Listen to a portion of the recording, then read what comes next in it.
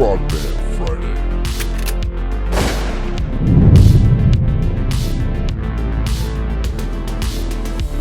Yeah, boy.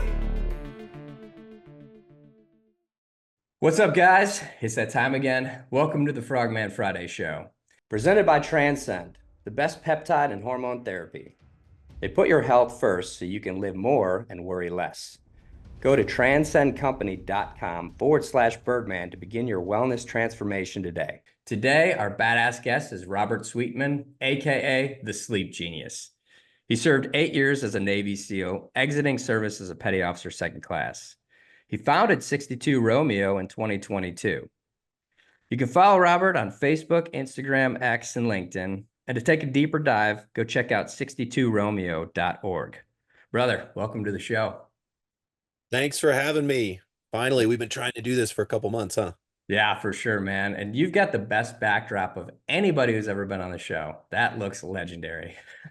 Well, maybe I should explain my backdrop quickly. I'm in a tent off grid in a remote black ops site. No, I'm just kidding. I post about this on Happy Canyon Ranch. But this is a tent. I am off grid. I'm in the middle of the western slope of Colorado. If anyone has ever been skiing in Telluride, I'm 30 miles north of that as the crow flies. We have elk, we have deer, we have antelope, we have bear, we just they had to put down a 240-pound mountain lion that was causing troubles the other day. It's the wild, wild west out here, man. This is the true nature man's delight. I couldn't be more energetically balanced and grounded here. I have nothing except for this tent, a place to sleep, some solar panels, which is powering the Starlink that's connecting us today. And this is really, in my mind, this is the pinnacle of the second mountain, if that makes sense. I'm on my second mountain post teams. Amazing and well put, man. That's pretty cool. Well, let's dig into that, man. So you get out of the service. A lot of guys have a hard time trying to find their way post-service. You've jumped into something to help others. You're doing something to help tons of people. And I've been very interested to learn from you, and I haven't yet. So I'm excited for this conversation. Why did you start 62 Romeo? What is it? Just lead us down this path. Yeah, so it's not necessarily a pretty story, but I'll tell you the details. As I was transitioning out of the military, I was suffering with a back injury. I had went to the surgeon, and he said, "We're going to have to do surgery, a 3-level scaffolding to fix your back." And so I really wanted to define what does fix mean. He said either we're going to go in through the stomach or go in through the back, probably through the stomach, and we're going to put screws and metal pieces to fix your back in place so it does not degenerate any further. My L5S1 had a 50% spondylolisthesis, which just means like the vertebrae is out of place and it wasn't going back anytime soon. So my question to him, coming from sort of a holistic chiropractic background, we always believed in that. I said, well, you're going to put that spine back in place and then freeze it, right? He's like, no, we don't do that. We're just going to freeze it as is. And to me, that didn't sound right. And I'm thinking, I've heard about surgeons that have an addiction to cutting. And it's like, I don't know if I trust this situation. And so I did what any good pipe hitting frogman would do, and I pulled my reserve. The Navy didn't like that. I went against medical advice. I was med boarded. I was medically retired. Thank God I got the medical retirement, man. I was on medical separation. I was on the border. So my disabling conditions, for those of you transitioning out, this is a very, very important point. And for team guys, every team guy should go through med board if they have the opportunity, because we're all banged up and no one cares about you as soon as you transition out. The VA is going to give you the runaround. You're going to be in a line with old farts that have a way better complaining story than you.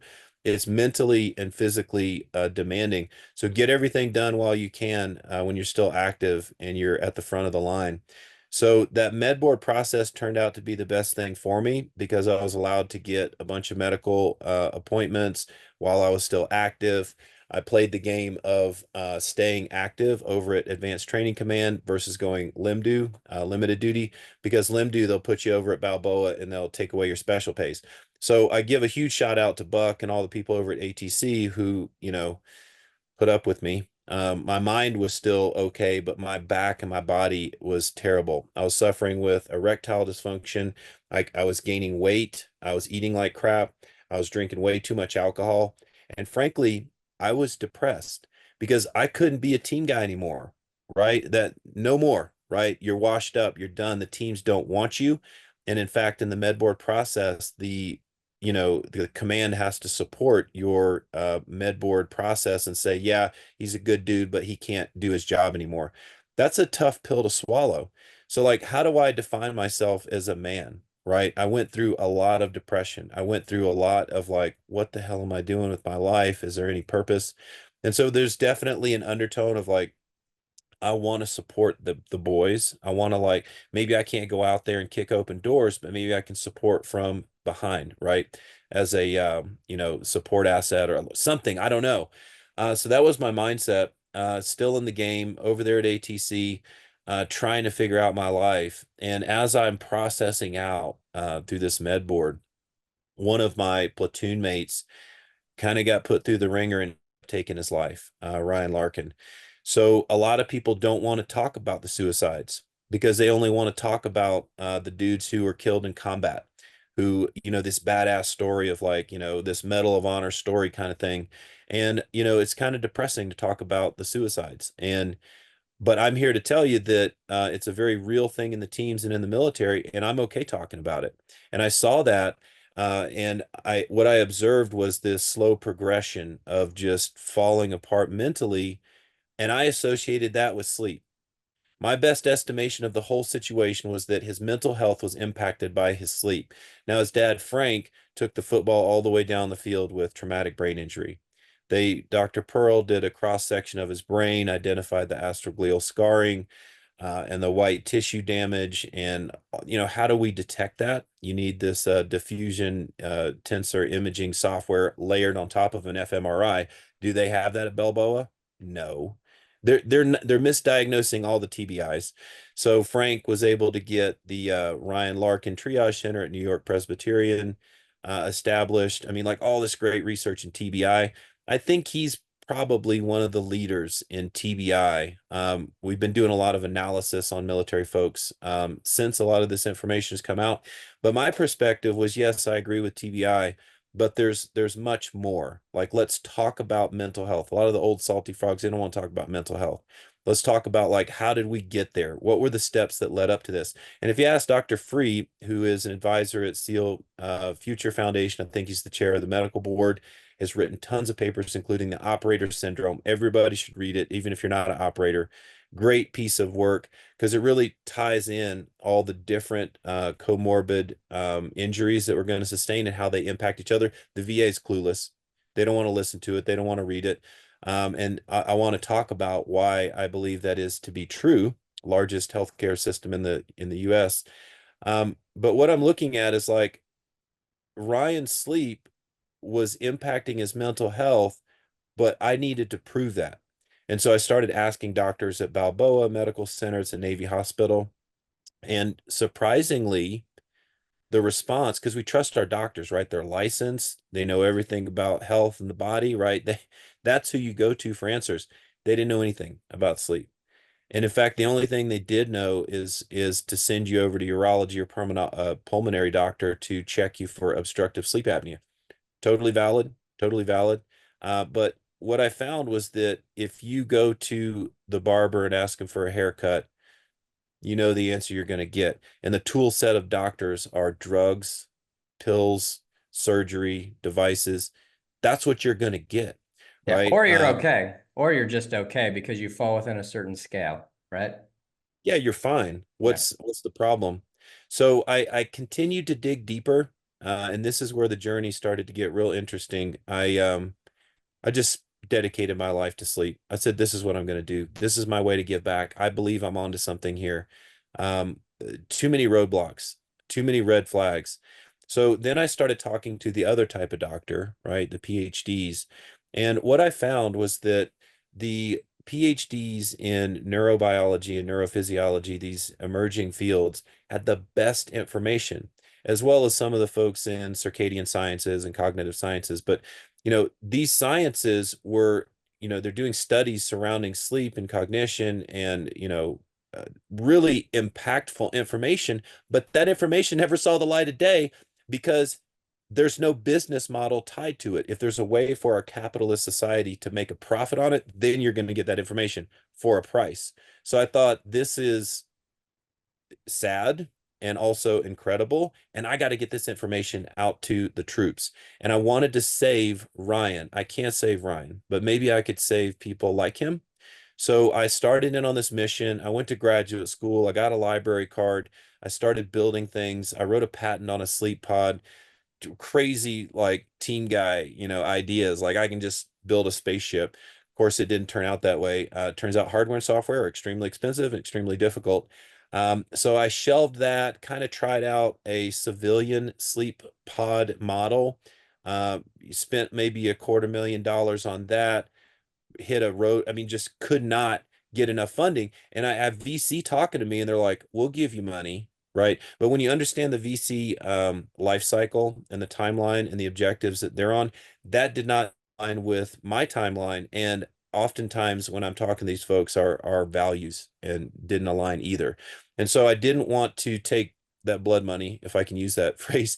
And I didn't want to give up control. Didn't want to give up the farm. It's too early, too soon. So I wanted to self-fund things. And I ended up just failing, just running it into the ground. We still have our sleep pod prototype down in Tecate, Mexico at a fabricator. Maybe one day we'll rekindle that. Surprisingly, I don't want to say too much, but surprisingly, I've gotten some interest within the last 12 months, and we have started another company. We're going to try to build sleep pods for the military. That's for another podcast. But anyway, so I'm playing around with technology, and it was years that went by, and I realized that I hadn't helped a single person, and that really bothered me because as a team guy, we can push forward and we can march on, um, but there comes a point where it's like, what am I doing? I've just been heads down working on this for so long. So I took a step back. My medical condition, I walked away from the surgeon. I decided to take my own path of acupuncture, acupressure, yoga, mindfulness, meditation, breath work, everything you can imagine in the holistic realm to help myself. And over the course of about 5 years, sleep being one of the big factors, I was able to completely rehabilitate myself. And so along the way, I'm going down to Peru and sitting with shaman and learning about spirituality. Not that there's anything wrong with the Christian church, how I grew up. And then I'm going to India and I lived in an ashram in the Himalayas, just like Wim Hof. And I learned these techniques of relaxation and how to be completely connected with the earth and with God and like one spiritual unity. Sitting on the Ganga River, like one of the most famous and religious rivers for thousands of years. It's intense, right? You can feel it. Went to the city of David in Israel and saw the dynamic. And, these energetic centers, these places that some people would just call holy, that will change you. And so what I learned from, this worldly experience and going around, picking up what I could possibly gather to help my mission was that there is a deeper underlying thing that if we can get at, we can help a lot of the sleep problems. So I transitioned away from technology, and actually at the time we were testing a light and sound machine that I was working on. We put it into a academic study. We got a bunch of team guys and combat vets. Jason Tushin, the Master Chief over at Group One when I retired. He's the dude that brought back Johnny Walker. He was in that class, that first class. And the response from that, we filmed a documentary around it. I put my everything on the table. I risked everything. It's like, let's do it.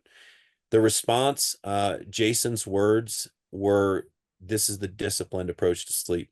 I couldn't have been more proud when he said that. And then I opened up the data. We ran the data from start to finish, and it's groundbreaking. What we did was completely redefine what a sleep coaching program could look like. In hindsight, this looks and smells like cognitive behavioral therapy for insomnia created by Greg Jacobs over at Harvard. And so that was the birth of 62 Romeo. I have since brought this nationwide. I've helped hundreds of veterans and first responders, graduates of basically a 2-month program.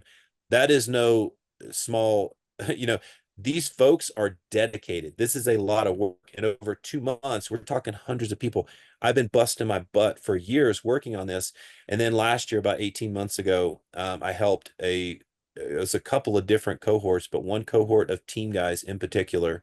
And I was in tears on the call because I realized at that moment that I'd finally come full circle. Like 6 years later, like finally helping my boys. I'd help civilians, I'd help firefighters, love them to death, I'd help all these people. And finally, I'd helped team guys. And so Jared Arnold, another team guy over at SEAL Future, who I love, SEAL Future Foundation is the best nonprofit for team guys after they've transitioned. But he called me the sleep genius. And I laughed and I said, man, that's silly. But I thought about it and I said, you know what? That's probably good for marketing. And the rest is history. Now I do private clients. I work one-on-one, do the same kind of thing with 62 Romeo, but a custom blend of equipment. Now I'm getting into brainwave measurement and biofeedback. We are so far down the rabbit hole with this sleep science stuff. I would say that we're the best in the world at this. We're definitely crushing any other type of program because not only are we breaking through all the barriers to entry for people that need this type of support, but we're also light years ahead of everybody else in terms of technology. I'm using webhooks and automations and text messaging services and learning management systems online. We're getting accredited. Like we are crushing this. My goal is to be the king of sleep, not for self, reasons, but because we are on a mission, we are on fire, and there's a million people out there today, right now, waiting on us that need the support. So we just got to figure out how to get to them and help them begin the healing process. So that brings us to today, man. I own it. Mikhail Vega taught me never to hide your power. I always used to like cower when I got out of the teams, like, oh, I don't want to seem too aggressive or anything. Forget about it. Now I'm like for the rest of my life, for what I have left in this life, I'm gonna give it 100%. And I've got this thing and I'm just gonna run with it, man. So that's me. This is amazing. I mean, there's so much I want to touch on there. For me, for instance, so I got out 14 years ago, right? 2010. And it went to this standard where I was like, okay, I'm hungry to get out, to try something new. I got to bust my ass. I got to get going as a civilian. And so while the effort was there, and I always said, if I act like a day one bud student in my new civilian life, I will crush whatever's objective is in front of me. You got to have that mentality of like, I'm hungry and I don't care that I'm a new guy, whatever. But what I would do, same thing. I was drinking too much, way too much. Eating garbage food, wasn't working out, started to get chubby in the stomach area. The biggest thing for me was the sleep, though, a night owl. So I basically brought back the deployment cycle with me, where I was like, I would hit my second steam at like 10 o'clock at night, and then I'd want to start eating, and then I would stay up till 2, 3, 4 in the morning doing nothing, watching TV, pointless stuff, and then you got to hammer up. You got to get up at 6 a.m., 7 a.m. to work. And so you're just depriving yourself and you feel like absolute crap. And at a certain point, you're just like, wow, 7, 10 days later, I get a full night's sleep. And I'm like, man, I feel so good today. I'm so motivated. I feel great. But you go back into this vicious cycle again, because again, going back to when we go in the military, it doesn't matter special ops or anything. There's zero training for the importance. We put so much time and effort into making an operator, but we don't actually holistically take care of the operator. Like that should be the primary mission, is the inside and out of the human first, before the combat training and the demo and the shooting and all that stuff. It's like, you're not going to be a good operator if you're not a great human, like physiologically. So I love this. All right. So what does 62 Romeo mean? Great question. 62 Romeo was I didn't create that. What I created was 6 weeks to sleep restoration. And I have coined a term called cognitive behavioral education for insomnia. And I want to differentiate that from cognitive behavioral therapy for insomnia, why I coined that term and why that is absolutely critical to our success. But 62 Romeo was 62R you get lazy. I'm tired of typing 6 weeks of sleep restoration in emails. So the whole team just started calling it 62R. So I show up to the Scuttlebutt show, Max Bloom, a guy I went on deployment with, and he's like, introducing 62 Romeo. Of course, he would read it military alphanumerically. And I almost was like, I was going to correct him. And then I thought that actually sounds good. And it stuck. So the rest is history. Everybody asked that question. I like to be a little bit mysterious. I like to be different and unique. And so when people see like 62 Romeo, they're like, what is that? The first thing it is memorable, right? And that's part of the goal of like this outreach. That's amazing. Everything in the military is an acronym, so but it Yep. also specifies like, okay, I'm helping the troops. You got a .org, so this is epic, man. And first off, I'm sorry, man. You bust your ass to become a team guy. You do it well. You get out, and then you're struggling. So I'm sorry for that, man, because it's just the same path for all of us, man. No matter if you got a good gig getting out of the service or you don't know what you're going to do when you get out, it's still a hard transition for multiple reasons, but your physiology, in my opinion, is number one. So this is an amazing group. I mean, you can touch everybody's life. I mean, this isn't just about like the combat veteran, the first responder. This is about everybody because people just don't have this information and it needs to be shared. You were saying something before we got on the show about, you know, what this isn't, you don't want to patent this, you don't want to own this, you want this to be everybody. Why do you want to spread the word and just let it go run free and teach people correctly without having that, keeping it close hold to yourself? Yeah. So Teresa Denike and some of these other Molly Eastman. Surprisingly, most of my colleagues are females in sleep science and psychology. 75% of the PhD psychology graduates are female. But whatever. So like I repost their content on socials and I support them and uplift them and I want them to get more clients because I'm not trying to hold the keys to sleep restoration. Like that is not the objective here. I am completely transparent. I don't want to have a patent on helping people with sleep. Now, 62 Romeo, I do believe is the most effective program available right now for all of the reasons I mentioned. And the Sleep Genius program is really just the same thing, but adding some brainwave measurements and some other modifications that we customize on the fly. That's what you can do with one-on-one. So the 62 Romeo group, though, I want to empower others to become sleep coaches. And the way I'm going to do that is as veterans are transitioning, maybe they go through the 62 Romeo program, it changes their life. This is a normal thing. We're graduating a class tomorrow. FBI agents, we're supporting law enforcement now. We've got, an endowment for them. We've got funding for firefighters. I can't wait to get into nurses and shift workers, the healthcare workers. They've been hammered since COVID. Everybody needs help. In fact, I just picked up another doctor, MD client. They're coming to me, right? Because the answers are clear. And when you see the results of what we're doing, so I don't want to necessarily like keep that locked down. I will continue to grow 62 Romeo. I do want to employ, especially veterans and first responders that come through the program. We have 3 levels of coaching.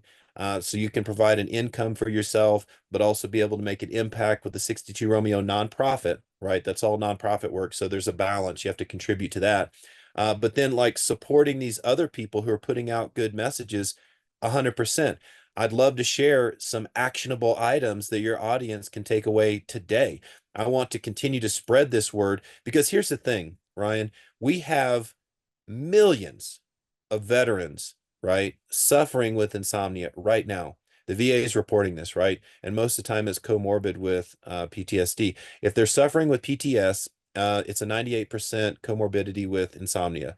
No surprise there. But anyways, millions of veterans are suffering, hundreds of thousands of first responders. There's been an uptick big time in first responder suicides since COVID. We can talk about that because I'm intimately familiar with that, working with firefighters and law enforcement these days. But getting that information out there, like I need to duplicate myself as fast as possible because what we're looking at, okay, let's look at the options, right?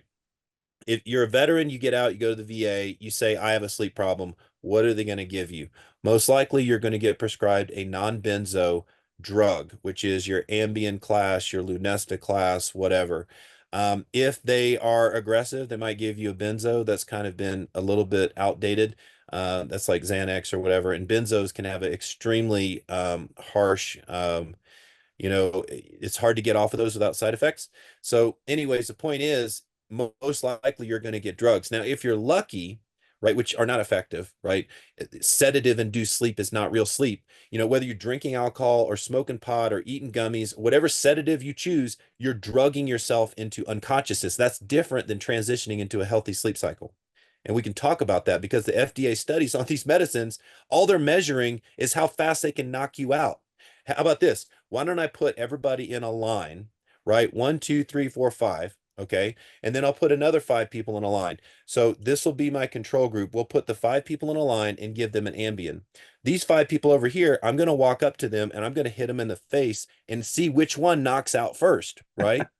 It's funny to say that, but that's how stupid these FDA trials are. They're not measuring the quality of sleep, the depth of sleep. All they're measuring is how fast can we knock someone out, and that's a justification to be able to give these prescriptions out. There's lots of side effects. They're never tested long term. People are taking these. I'm working with somebody now 20 years on Lunesta. It's not the first time. I've gotten people off Lunesta. It's a tough battle psychologically, physiologically. But anyways, the point is we've got millions and millions of people. The number one recommendation from an MD is going to be one of their tool sets, which is a drug, right? The second, and the doctors have good, they sign a, they take an oath and they agree to help people, and their mission, I get it, is altruistic. But once you get into the system with insurance and pharmaceuticals and device manufacturers that are controlling and pulling the strings, don't say anything you're not supposed to, or we might pull your medical license. Now you're being controlled by other organizations. And I've had doctors tell me, it's like, this is not what I signed up for. I know people who are Stanford MD graduates who will not practice in the United States. They'll go down to Mexico because it can actually help people without the threat of medical malpractice and all this other stuff. Anyways, the point is that the pills are the most common, right? Unless we're talking about obstructive sleep apnea, and then most likely you're going to get a rest med, CPAP. But for insomnia, which makes up about 30% of the people coming in to the sleep labs right now, and there's a reason for that, right? You're probably going to get a drug. And the doctor will give you a handout that says, hey, here's sleep hygiene. Clean up your sleep hygiene, have better, blah, blah, blah. And people, it goes in one ear and out the other. Why? Because that takes discipline. That takes hard work. They say, just give me the pill, right? Just give me the pill, because that's what they've been marketed to for decades. That's all they know. Now, if a doctor is really forward thinking, and most doctors know this, right? They're going to say, hey, I think the best path for you is cognitive behavioral therapy for insomnia, right? What is that? Well, you go meet with a therapist for 6 weeks, and they talk about relaxation techniques, sleep scheduling, sleep restrictions, and it's a beautiful process. I'm CBTI certified, right? I'm not a therapist, and I'm going to talk about that in a second. So now we see that, CBTI is 80% effective. Dr. Greg Jacobs at Harvard tested it at the FDA level. He did an FDA trial, 80% effective at reducing or eliminating insomnia. So it's the most effective thing out there with no side effect. Absolutely the best thing out there, but you can't find a therapist in sight anywhere, right? That's because we have a couple hundred therapists across the country dealing with a third of our country is short sleeping right now. So why is that? Well, I can tell you, because insurance billing right now in San Diego will only pay out $24 per hour for a therapist. They should be getting paid $1,000 an hour minimum, 10x that, 224, whatever. The control that the insurance company is able to exude and influence the motivation of these positive modalities, it is crushing our ability to heal. And so the only realistic option, if you don't want to get on a 3-month waiting list and get a referral and go here and go there and then reschedule your job and like try to go inpatient, or not inpatient, but into the office and do these sessions, huge pain, right? So what did I do? I said, okay, I'm a team guy. How do we solve this, right? First of all, we can't wait on people to get a therapy license and be scared and fall under some type of modality that they can't, their left and right lateral limits are so tight that they can't help the average person. I'll give you an example. Like I'm friends with the National Sleep Foundation, and when I talk to them about polyphasic sleeping, they say, whoa, whoa, whoa. There's not enough studies on that. We can't talk about that. The average person gets 7 to 9 hours of sleep, the average adult. I was like, okay, I get that. That's a blanket statement. But what about my firefighters that are working 48-hour shifts? They Exactly. can't get 8 hours of sleep. What do you recommend for them? We recommend 7 to 9 hours of sleep. I'm like, am I talking to a brick wall here? It's like we don't have enough evidence to support that's bullshit. If I have somebody that's sleep depriving is going to end up boozing themselves to sleep after a shift, we can look at polyphasic sleeping as an alternative, and maybe they get 80 to 90% recovery, but that's better than 0% or 20%. And that's what I'm doing for people. We're throwing the kitchen sink out there and we're saying, let's, these cases where people are working, they have challenging jobs. We can't just throw this blanket statement at them. It's not going to work. So CBEI is cognitive behavioral education for insomnia. I coined that term, and the reason why is because, especially if you're active duty, you don't want to put therapy on your eval. You Mm. don't want to think that the guy that's going through the door with you, whether you're an operator, a firefighter, or on a call in law enforcement, you don't want to wonder, is that person okay? Because I heard they're in therapy. Nothing wrong with therapy. I went through therapy after my divorce. Love it. It has its place. But what about education and training? Yeah. That's something that you can put on your resume. That's something that you can get a job promotion and talk about. That's something that you can continue to expand and impact, make ripple waves in your community. That's how we change culture. So cognitive behavioral education for insomnia is basically the same thing, except we're not taking a psychotherapeutic modality. We're not labeling you, which that's a whole nother topic with the modern psychology as a business. We're not labeling you, calling you broken, and then offering you a fix. We're saying we're all struggling with sleep from time to time. Here's an education and training protocol. We're going to do this together as a community. And when you go through 62 Romeo, you're going to graduate, you're going to get a certificate, and soon it's going to be accredited, right? And now you are empowered. Now you have the ability to heal yourself. And guess what? I want you to go tell your friends. We don't want to keep this a secret. I've got people across the country building PowerPoint presentations, bring it to their departments, move the needle. And that's how we make change. That's how we exponentially grow and impact the millions of people that need us today. It's not going to be with more barriers to entry. Right. Wow, man. Well, before we dig into 62 Romeo and get some of your program information, talk to me about your protocol prepping for sleep every night. Yeah. So rule number one in 62 Romeo, and by the way, I live all of this stuff. Everything that I No tell doubt. people to do, I live it. Which, not everybody can just veg out in pure nature like I can. I'm really blessed. But I don't drink, I don't smoke, I don't do drugs, I don't have sex, I don't watch porn. I'm spiritual. I take care of my body as a temple. The things that I put into my body are absolutely critical, right? Those are the building blocks of my future selves, right? So I'm very conscientious about all that. And sure, maybe I could go have a glass of wine one day or something like that, but I won't. And the reason why is because it's easier to just stay 100% because I have hundreds of people relying on me, people that might be on the edge, people that are struggling, and they look to me as a source of strength. I'm their rock sometimes, and that's the position I fell into, and I own it. So I will remain this way, as strong as I possibly can because people desperately need us. So my routine right now, it's a late morning. We went right into this podcast, but in the morning, I will wake up and I do tea ceremony. Here's my little tea set. I got this sweet handmade little tea thing. I have this tea imported from Taiwan. It's hand grown. It's ridiculous. I'm totally into this stuff. And I'll sit with myself for about an hour drinking tea. Now, I'm not always afforded that. If I'm with my kids and we have a tight schedule, get them to school or I got meetings or whatever, that's okay.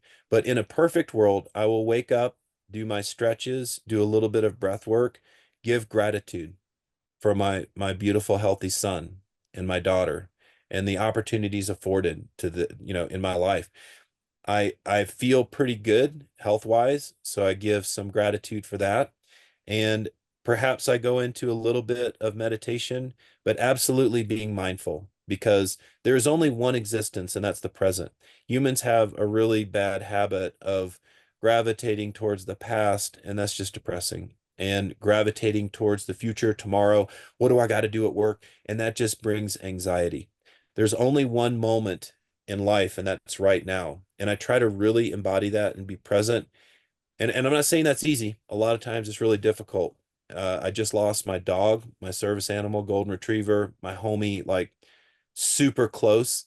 And so I'm mourning, and so I'm going through that. But I fully want to embrace those feelings and be present with my life. Where is my body at? Where is the weather at? All of this is where I'm at. And so in that way, I'm transitioning out of sleep and recovery, and I'm beginning to put on my armor, whether you want to call it psychological armor or just preparedness for the day. And then I'm going to go out into the world and face the traumas of the world because life is always going to throw curveballs at you. You never know what's going to happen every single day. Like we lose people, life goes on, things don't happen the way we want to, and that causes trauma, sometimes micro PTS, right? So I faced that at 100% to the best of my ability. And then at the end of the day, I have to transition out of that sort of like sympathetic to my environment mode, right? I have to transition to like, I have to let go, trust, and surrender that everything's going to be okay and that I'm in a safe place. And that transition is critical. In the nervous system science, we call that shifting from a sympathetic nervous system to a parasympathetic nervous system. But this process of bookending my day is something that Marcus Aurelius, the great Roman emperor, talked about, right? We were bookending our day. We go to battle, we go to war, we face things that are potentially just life-changing, and we need to be able to process. And so, in order to transition to a recovery mode and get good sleep and get good recovery and show up the next day 100%, we actually have to take off that armor, put that away, bookend the day. I like to do some box breathing. I like to do a little bit of light yoga, make sure that I'm limber and stretched out. I'll put on some white noise. It's not required to have white noise, but a couple of tips for people out there. My original research surrounding sleep science was focused on the neurological impact of stimuli in the environment. How does that affect sleep? So what that means is, what does my light pollution look like? Well, it's not bad out here because I'm in the middle of the mountains. But if you're in the city, that light pollution, specifically the blue wavelength, we know the blue wavelength excites the melanopsin ganglion cells in the retina more so than other wavelengths, causing our brain to be tricked into thinking that it's time to be awake, right? That can slow melatonin production. That is a fact. We want melatonin, the sleepiness hormone from the pineal gland. We want that to produce naturally. It should produce naturally. You don't need to take melatonin unless you're jet lagged and you're jumping time zones, or you're over 60 and your melatonin actually starts to drop. But all healthy adults, we have pineal gland, it produces melatonin. But when we have the blue light in our face, oftentimes that slows down melatonin production or phase shifts it altogether. And then the next night, you've already ratcheted over, makes it challenging to get back on track. So consistency, light discipline, right? When we have light pollution, blackout curtains, put on an eye mask, be disciplined, do things that are going to help you out. So there's light, there's sound. I mentioned a white noise machine. The reason I say that is because humans are reactive to sound even during sleep. We can measure that in brainwave activity. That's why certain people will, especially the hypervigilant people who are struggling and maybe they hear something in the middle of the night. I've heard clients, guys going through our program, that'll wake up in the middle of the night and clear their house with a gun. They're not even fully awake, but they're so triggered, right? So when we raise the sound in the sleep environment, I like to call it the sleep dojo, right? That buffers out the noise pollution that can trigger us, it can wake us up, especially in those more shallow cycles of sleep in the latter part of a normal like 8 hour sleep period, probably more like 7 for most of us team guys. But those are more shallow and it's more easy to wake up. we really need to capture those last cycles of sleep. And that's difficult to do if it's noisy, right? So white noise, you know, brown noise, a lot of sleep scientists swear by pink noise. Whatever it is, just do it because you're doing yourself a favor. You're still going to be alert and aware if a real emergency happens, but this is going to keep the small stuff from pulling you out of your sleep cycles. And then finally, temperature. I live in nature here, so I don't have a heater or a air conditioner. In the winter, I have a little jack stove that I'll burn. But in essence, we want to try to be our best friend with thermoregulation. Uh, our body, natural homeostasis wants to cool off as we approach sleep. Some people would say that there is a 1 to 2 degree trigger for sleep. I believe that to be true. There's a thin membrane in the hypothalamus that is temperature sensitive.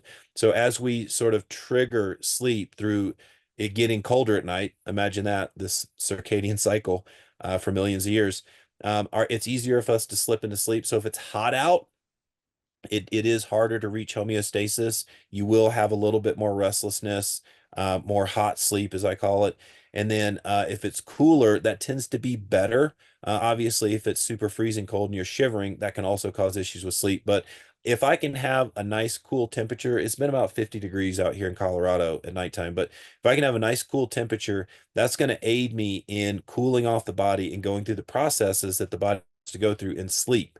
The lowest core body temperature is a marker in sleep science, and that tends to be something like 2 a.m., right? So your body is like cooling off.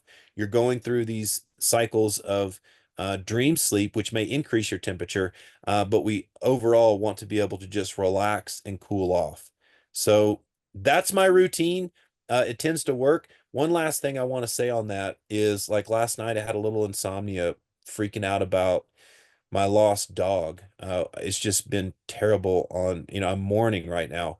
What I would say to people who are struggling with insomnia or who have a bad night, you have to be able to forgive yourself. You have to be able to move on because there's no such thing as perfect sleep.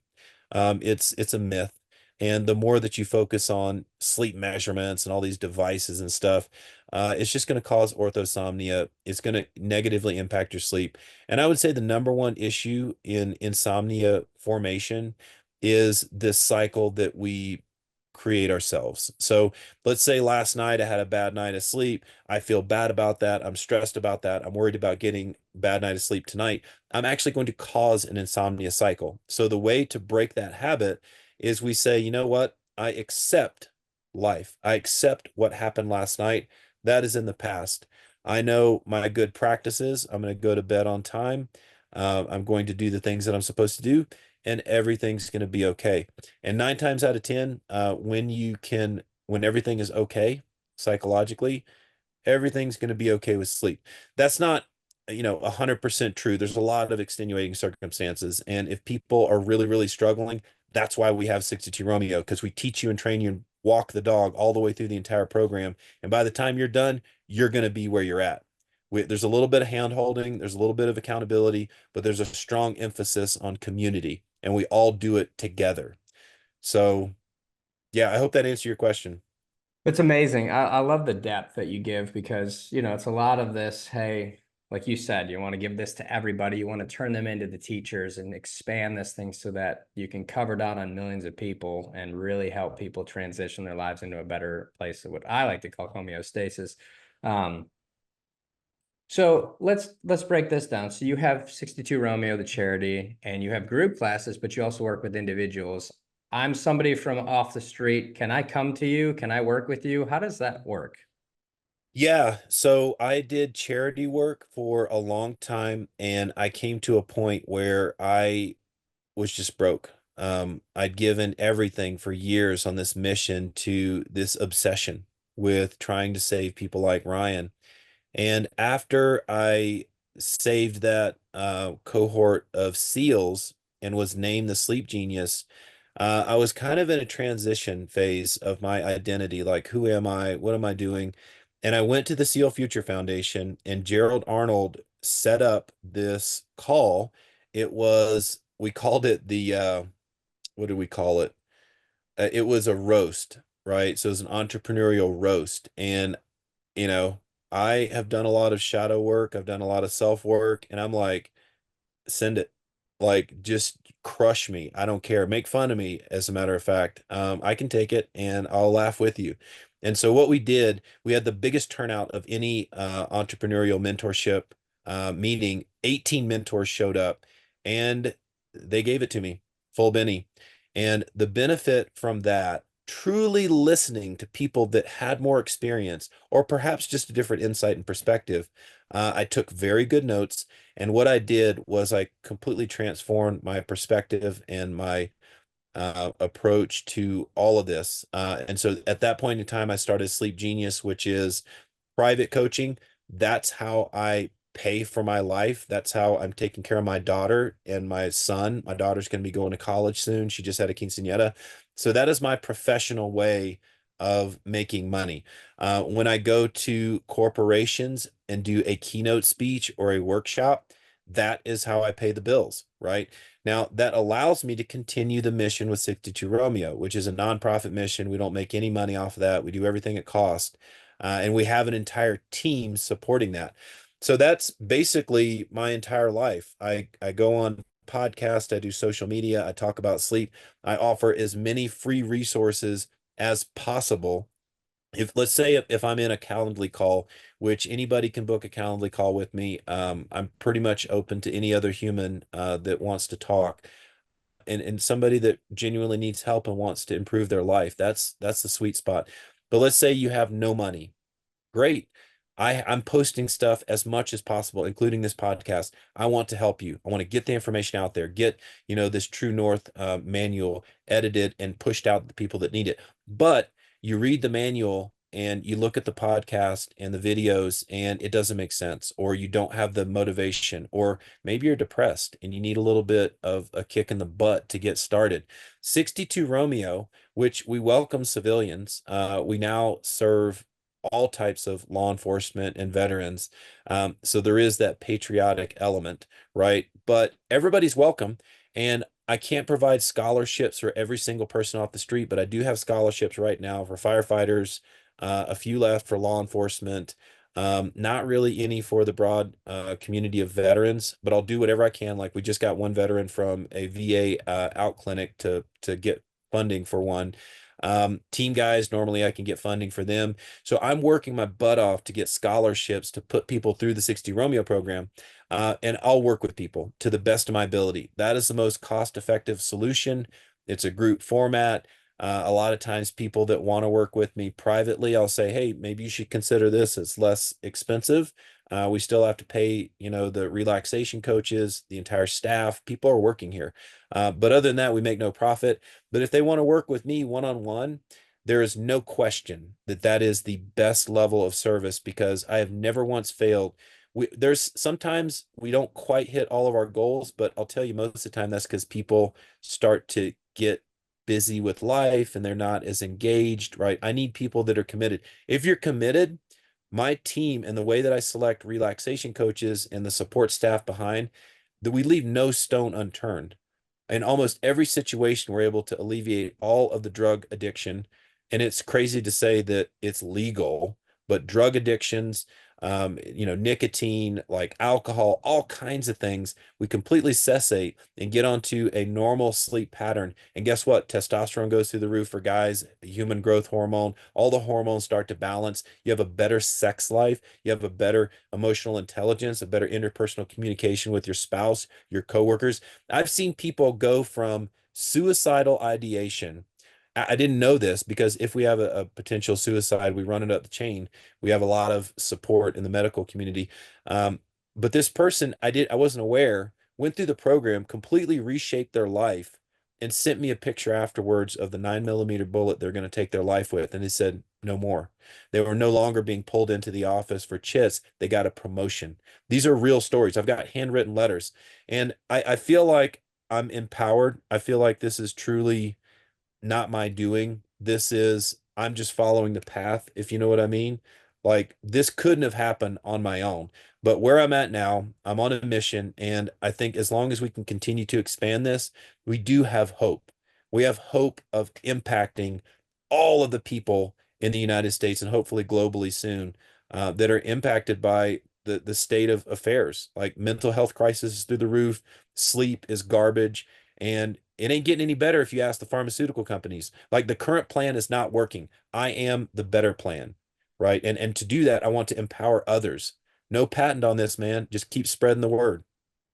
Well, I wanted to share something with you because I know what it means to give your all to others. And at certain points, your cup is just so empty that you're like, man, I'm no good to anybody because I am just feeling like dog shit inside. And I'll tell you this, you said that, it came back full circle 6 years and you finally get to help your brothers. Man, that's not the truth. The truth is that you were consistently helping your brothers. You just didn't see it yet, but you were the one forging forward while everybody else is still living in this world of just chaos and unknown. And you're the one actually breaking through that and making the trail so that you could align with them in the future. So I applaud you for what you do, man, because it's hard to get out. It's hard to find your homeostasis, but to find yourself fast enough to be able to help others so they don't transition as hard as you do.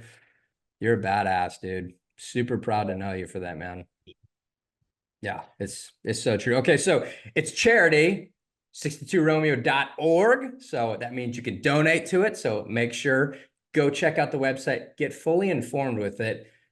Please, if you can, make a donation to. And also, I'm certain that the majority of you listening to this are having issues with sleep. So reach out because you can actually get into a class or you can do a one-on-one and you can get yourself on a better path.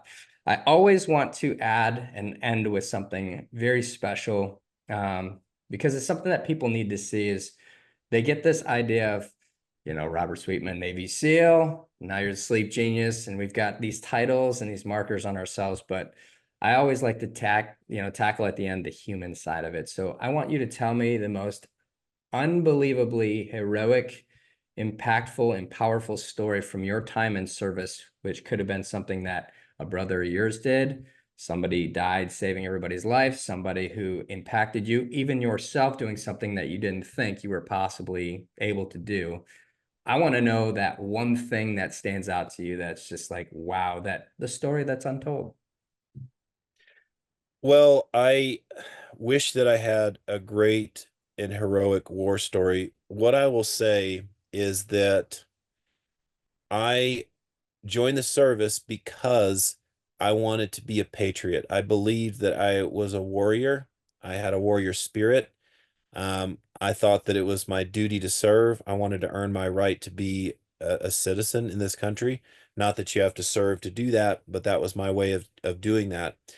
And so when I joined, I thought, I'm going to go on a mission, that one man national asset. Like I'm going to fly into country and skydive into the ocean and swim a mile and low crawl and then snipe out a evil dictator. And then, Charlie Mike hit the exfil, helicopter. And then I'm just drinking beers and partying it. A total movie, right? The reality of the SEAL teams was that there was no easy day, and it was so tough. And going through and learning the reality of taking lives, it changed my perspective on things a little bit. And so then sort of getting hurt and, kind of being a little bit burnt on the Navy, I developed a really bad attitude. And part of that was the drinking, part of that was, my wife left me as soon as I got out. I got hammered hard, man. Like there was no hope. There was a point at which I felt like taking my own life. It was so difficult. And I know a lot of people go through that. So transitioning, I had kind of lost faith. And so I wish I had a great war story that I could share with you, but my best story is going to New York City 3 years ago and meeting up with Bill Brown, former team guy, and him showing me what patriotism is, showing me what the brotherhood after service is, and reinvigorating my spirit in the United States of America and having faith again, both with God and with my brothers. I felt like I was ostracized, I was broken, I was no good anymore. I had issues with the concept of taking life. I was transitioning into sort of a peaceful warrior, and I really needed to find grounding. And it was Bill Brown that helped me see the light and unveil that. And now today, I couldn't be more happy and more connected with the brotherhood. And now, like I said, I'm on the back, supporting. Like I brought 4 active duty guys out to New York for that very same event. We do the SEAL swim across the Hudson. Um, and I changed their lives. I'd like to say I changed their lives. I think they would agree with me and say that as well. We won't share their names, but I also brought, retired team guys, Patriots. I think we had a team of 20 this year, right? So that one event with one team guy changed my life. And so I would just say that, people that kind of had like a less than optimal feeling, transitioning out, like there is hope. And it just takes one person, and maybe I'm that person for you, right? But it takes one person, and then all of a sudden things aren't so bad. Knowing that you're in this together with other people who are experiencing the same, suffering of life, and that we can do this together and it's not so bad. And actually, things can be really, really good. And my life is so ridiculously good right now. It took a long time to get where I'm at, but thinking back to that moment when I was sad and depressed and crying myself to sleep and wondering how am I going to kill myself? Is it going to be with a gun or overdose or what can I do? And then the shame, the echoes of shame, like what is my son going to think? He's going to be all screwed up at school. His dad was a suicide, whatever. Like that was a moment in my life that was real. That happened. And now where I'm at today, there is hope. There is. You're a massive light, brother. God is using you in a very powerful way, man. And I'm glad that you're aligned with his mission now, man. That's pretty awesome. Thank you. Yeah, man. Well, there you have it. The Sleep Genius, which is an epic name, by the way. I got this stupid nickname, Birdman. So you're crushing it, dude. That's awesome. Everybody go check out Robert Sweetman, 62romeo.org. Go make a donation, support him, and get in contact with him because you could probably use it. Thanks for your time, brother. Thank you. So that was by far the most informative show we've done so far. So much to learn. Could have gone for hours. Big shout out to Robert Sweetman, the sleep genius, for joining me today. And go check him out, 62romeo.org. I mean, it's so important. We talk about these pillars of life. You get to sleep, your nutrition, and working out. These are consistent things that you need to do every single day to make yourself feel at your peak shape. And sleep is one of those unique ones that I just don't know a lot about, other than the fact that you need it. So go check out 62romeo.org. Give Robert Sweetman some love on social media. If you can, make a donation because their charity could use it, as all charities can. They need our help and support. That being said, as always, go check out transcendcompany.com.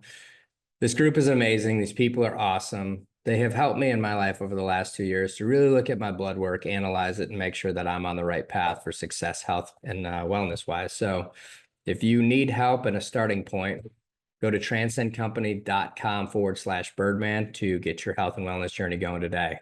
Go check out Transcend Company on all social media platforms as well. Give them a follow, learn a lot about the different peptides and the hormone replacement that they have. Right on. Charity's hot tracker for this week. As always, the same 5 will apply, but we got 62romeo.org. So go check them out. Give them a like on social. Donate if you can. Sonsoftheflag.org. Always go check them out. Birdseyeviewproject.org. We've got guardiangrange.org, transcendfoundation.com, and navysealsfund.org. Go check out the causes, give them a like, follow, learn about what they're doing. You could be the person that helps somebody get the help they need. So go check out these charities, get involved. If you're a history buff, as always, Sons of the Flag, the last 100 years of American service. It's on Amazon. Proceeds go to sonsoftheflag.org. So go go pick up a copy. It's about the last 100 years of badasses. So thanks for your support on that. And last but not least, go check out 7X or at 7x.project. We are working towards finishing the Human Performance Project and the manual and the docuseries that goes along with it. So get in right now, follow along so we can put out information about when everything's going to be released. So you too can take your health and wellness into your own hands and help yourself on multiple different levels. So appreciate your time. Appreciate you listening. Make sure to go check out the Frogman Friday show on Spotify and YouTube. Make sure to subscribe, follow, click the notifications button so you can know Every Friday we drop these. We're not going to inundate you with a bunch of stuff. So every Friday, go check it out. Rock and roll. Frogman Friday.